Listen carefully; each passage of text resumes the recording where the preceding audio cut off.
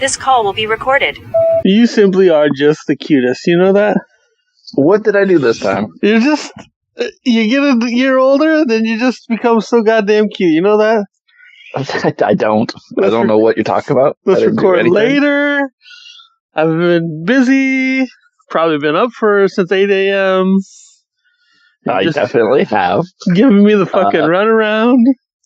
What? Hannah was getting ready for work and stuff. I didn't know what time she was leaving. Oh, for crying out loud. You guys have such a ridiculous arrangement. Better than yours. I kick everybody out of the house at 9 a.m. It works well because nobody bothers me. They can all go to hell. It's just a perfect situation. Sounds like it. How's your week been going, brother? It's whatever. It's not whatever. It's pretty great. We're out of January now. No, we're not. Listen, we're knocking on the door of February. It's right here. Might as well say hello already. It was so cold. Like, I hated everything. Oh, yeah. My battery was dead like 2 times this week. It's like, God damn it. And on top of that, like, get a jump pack because that makes sense. And it's Iowa, whatever. My fucking jump pack was outside for the whole week, and it's been a fucking chunk of ice. So I've had to de-thaw it half the week. So you're so great at life. Iowa's fun, man. You come visit Iowa, especially in the winter, because God hates us all, and it proves it. And the fucking cold. Fuck this whole state. Fuck all of the winter too. They can all go to hell. You're not going to hear me arguing with you. Did you see the exploding trees shit? We talked about it last week. Yeah, but now we have Screaming Lake stuff now. What are we even doing? Just shut up, Mother Nature. Yeah, I'm done with you. People are just looking for shit to talk about now. It's fucking... They're dumb. I feel like this is why, like, everyone believed there was monsters in the world for a long time. Yeah, because we didn't have cell phones to prove that shit. Like, some shit's making some weird noise. And clearly it's a cult that built a church underground. Oh shit, we're still talking about cults? When are we not? Listen, let's build a cult. Seems like a lot of work. Yeah, you're right. Let other people, and then we'll join it. Hopefully they're the ones that have the bubble wrap suits. What? Bubble wrap suits? Yeah. Dude, where's my car? I don't talk about this. Welcome, friends and family, to Random 191. I'm Ox. Over there is Luke. And this week we're discussing the Smashing Machine, Dust Bunny, and the Limey. Let's start with Smashing Machine. And how did you like it? The movie is pretty boring. The Rock is so good in it. Like, I'm shocked at how good he is. You know what? Same exact fucking... I was not expecting the performance he get. Like, I don't like Rock. He's decent. Like, he'll play a role, whatever. But, like, was not expecting the character as well as Rock playing it so well. Like, kind of just came out of fucking left field with this one. Yeah, he's doing so much in it. He's affecting a voice. He's changing the register he's speaking in. So much going on with his eyes. The prosthetics work. I'm like, you could have been doing this for the past 20 years. But no, you were like, gonna star in the worst movies ever.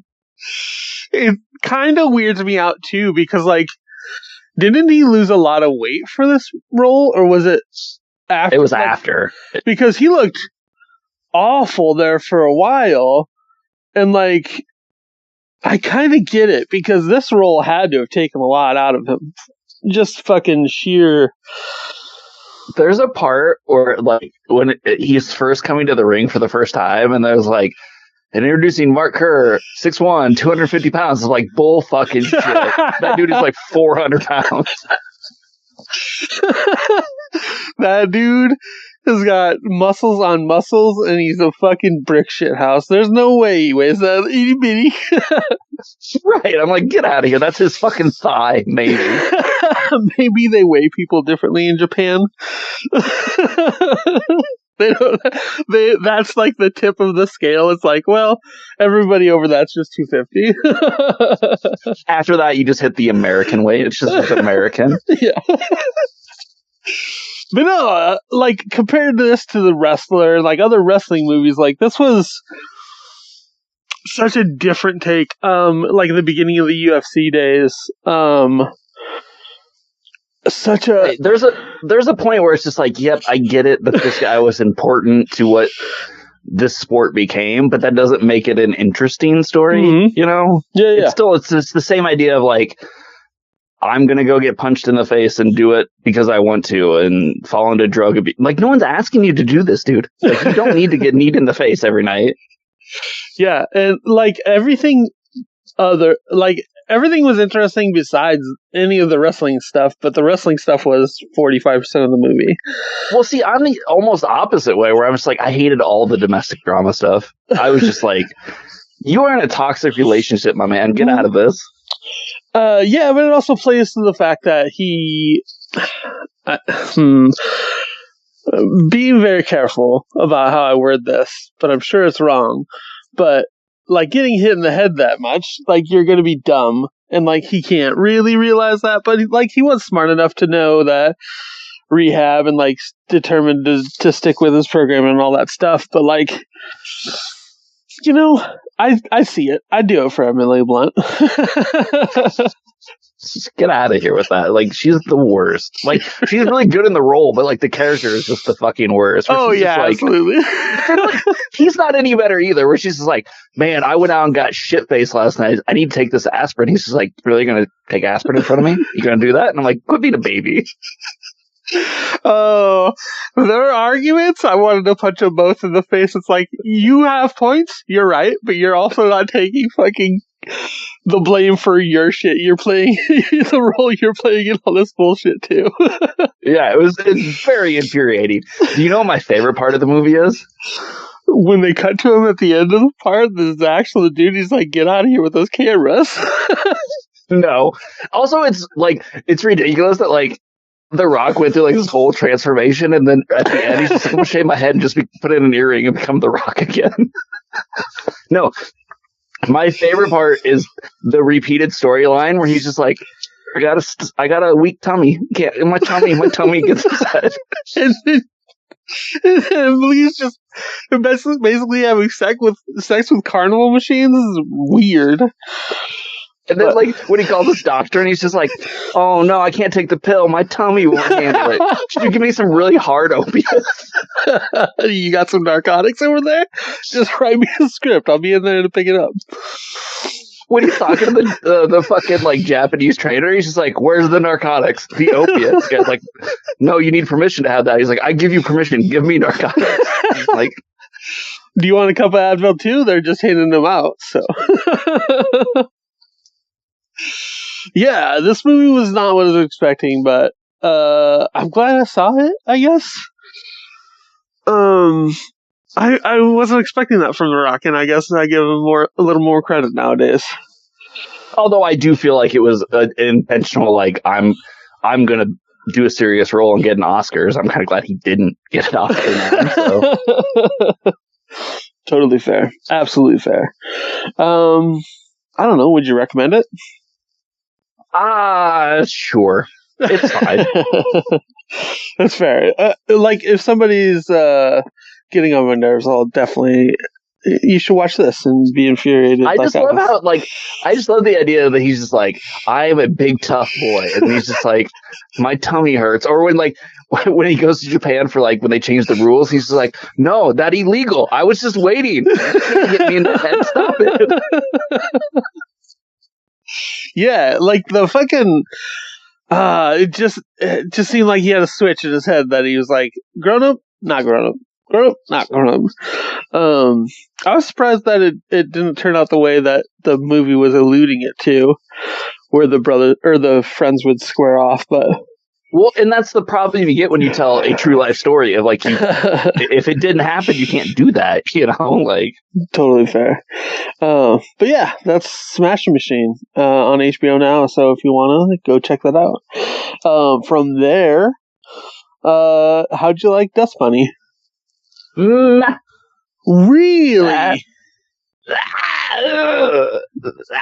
I figured you really liked this one.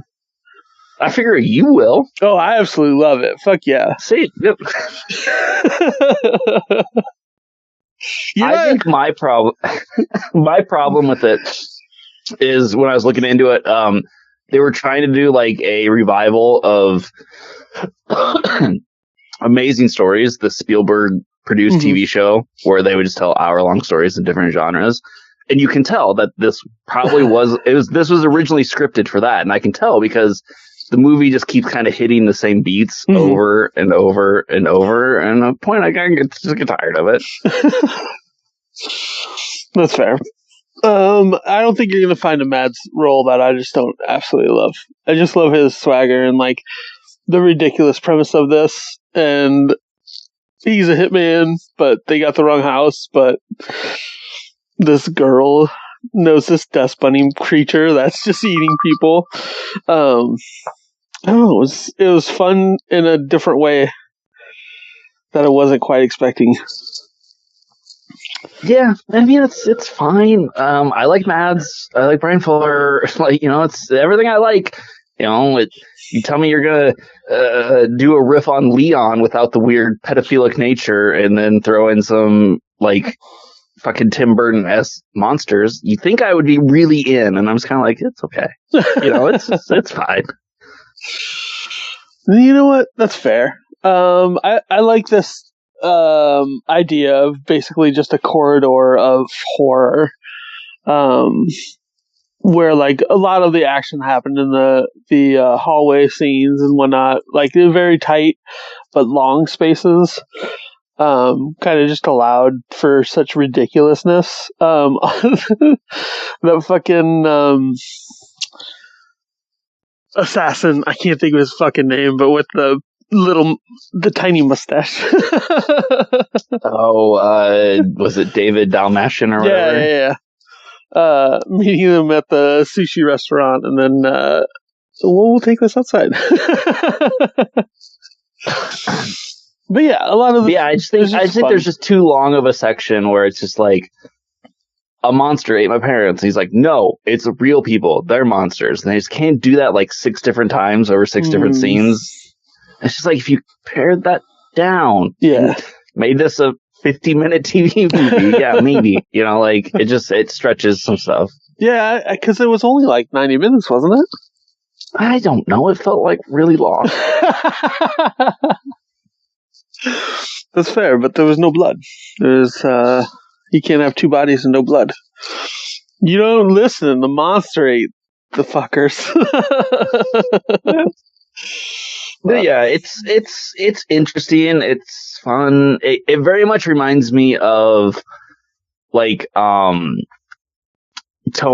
and like production design. It reminds me of Pushing Daisies, the Brian Fuller show. I feel like he took a lot from that. Yes, I can see that for sure. Yeah, I mean, it really does drip of Brian Fuller's just kind of style too. From everything from the whimsical kind of elevator to let's steal the money from the church. I don't think, like I said, it very much reminded me of Pushing Daisies, which is not a bad thing. I love Pushing Daisies, so. This is just a little bit long of that, but aren't they coming out with another season of Pushing Daisies? No, Brian Fuller can't get anything made. What are you talking about? You know what? It's his fault. I don't want to be an asshole, but like the dude just fucking can't finish anything, or he drops out and just fucking get out of here. Listen, sometimes you just get bored, and you just. Do you know what? Like, I think the most criminally underrated and underseen Brian Fuller thing is. What's that? He did a pilot for a reboot of The Munsters. That's really good. And then Rob Zombie took it over. I mean, eventually, yes. This was like 2012. I think he did it. Oh, wasn't it? I think it was on TV, wasn't it? It was supposed to be a TV show. He did it. All it did was a pilot, and it didn't get anywhere. And it had fucking Jerry O'Connell in it, and it was actually really good. Yeah, no, I remember that. Fuck yeah. Go watch that too, and watch this. Yeah, one. I think it was called Mockingbird Lane, yep. I believe. I remember that. This is fucking good stuff.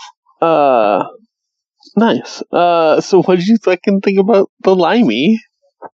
Dude, why is Steven Soderberg so good? So fucking good. Like, god damn it.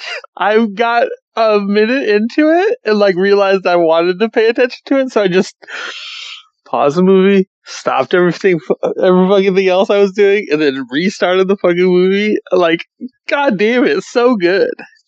At least, like, on this one, you for sure have to. Like, this has maybe the most insane editing I've ever seen in my life. Like, it's just fucking, they're jumping between past, present, future, and, like, dialogue from the present is over the past, and I'm like, why are you doing this? I'm fine with it, but why? It's out of control.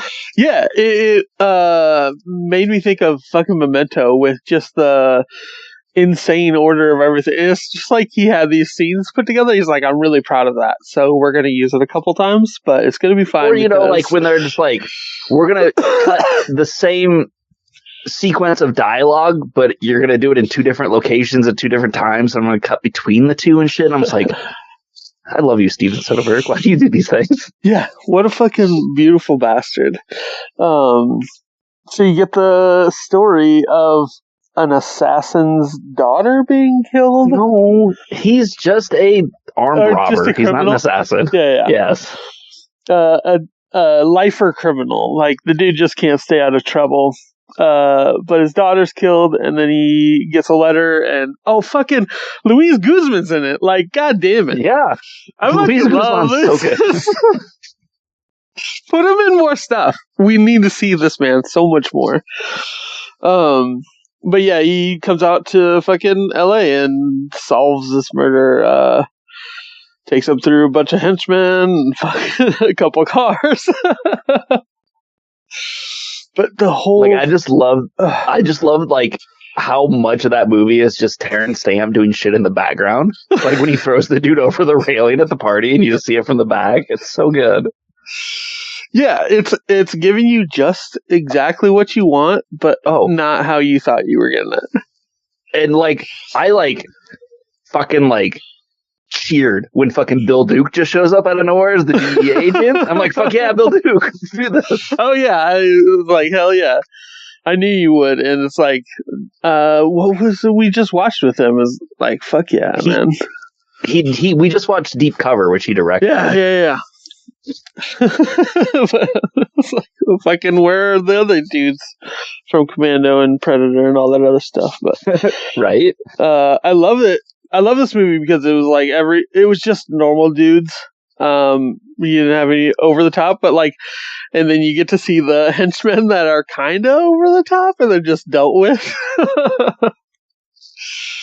And I love the like competing aging 60s movie star thing, like you get Terrence Stamp from who very much a British actor of that time going against fucking Peter Fonda, the fucking Easy Rider Americana 60s hero. It's just like these weird conflicting meta commentary within it. Also, I don't know if you knew the chick actress that was always bathing, I guess. I mean, can't say I do. She was in Young and the Restless back in the day when I was watching. Why would I know this? Yeah, I didn't think you would, but I was like, I know her from somewhere. And then it fucking clicked, and I was like, Jesus, like, this movie happened at the right, like, if I would have seen it when it came out, I was like, I would have been blown away by everybody because, like, everybody was in their own little pocket world of acting and stuff that I knew. But yeah, it was fucking, this is awesome. It feels very much like a better, I'm going to say this, but take it with a grain of rice because I love both movies. It feels like a better Lost Highway You shut up. It doesn't feel it doesn't feel anything Lost Highway. Where's the ghoul? But it does have the ghoul. Like, that was the only caveat. So they're still on even levels with each other. Can't believe you just said that to me. No, I love both fucking Soderberg and Mitch are fucking personal bests of mine, so. Yeah, they're our guys. They definitely are guys. But you get to that fucking ending, and it's like, it just breaks your heart. It's like, he went through a fucking lot of people to realize that could have easily been him. Right, or just the idea that, like, knowing that he knew his daughter would never actually call the cops on him. It was just like a feint to try and save himself, to know that this guy didn't get that and killed her because of it. Yeah. And then the cover up, and it's like, oh, man, sorry about your life that I just fucked completely. But also, you had it coming because you murdered somebody, so. Such a fucking good movie. So, I know we had been talking about, like, the prolific workhorse attitude of John Carpenter and how that dude was just popping them out. Mm-hmm. This movie came out a year after Out of Sight. And the year after Out of Sight, he released Traffic and Aaron Brockovich, which were both nominated for Best Picture and Best Director. Dude's just killing it. Dude just knows just how like to kill out of control. What are you doing? Somebody just saw the brilliance in him. Is like, here's all of the money, so just go keep doing stuff. Well, what's crazy is I don't think he really hit big until Aaron Brockovich, because that movie made like $300 million. Yeah, and then he was first to like start recording shit on cell phones, and like he just keeps going. Doesn't he put out like 2 a year? It feels like it, and it's just like, this was 99, 98. Yeah. It's fucking so long ago. He's still making movies. That was half our lifetimes ago. It's fucking wild, man. Soderbergh's the shit. Go watch more Soderberg. There's so much of them. I know, we're just... If he's cranking out 2 a year, like, you have a lot to get caught up on, everybody, so go get it. So then, what are we watching for next week? So next week, I have a pick for you. Okay. It's on Amazon. I believe it's called The Wrecking Crew. Yeah, fuck yeah. I was absolutely coming in here suggesting if you weren't going to pick it, so. I know. I knew you wanted it, so we'll watch it. Hell yeah. And then, to celebrate the fact that Sam Raimi has a new movie opening in theaters this weekend, finally, we're going to watch some old Raimi movies. Nice. We're going to watch underseen Raimi movies. Mm-hmm. We're going to watch The Quick and the Dead and Darkman. Oh, man. I feel like I've seen Darkman, but I can't place it. Well, that's good. It's got Liam Neeson in it. I'm in. Hell yeah. So that'll be fun. Are those on Criterion then? No. Quick and the Dead is on Pluto, I believe, and I'm just going to rent Darkman. Okay. Right on. So yeah, go watch that stuff. Get caught up on this. Never watch it together, and then we'll get to next about together. I will always bitch for together. So you're such a baby. That hair is bullshit. Don't do that in movies. How would you have felt about the Smashing Machine if Rock was just like picking up his hair off the floor and eating it when he was absolutely not. Get out of here. All right, watch all that stuff and come back with it next week. Peace. This call is no longer being recorded.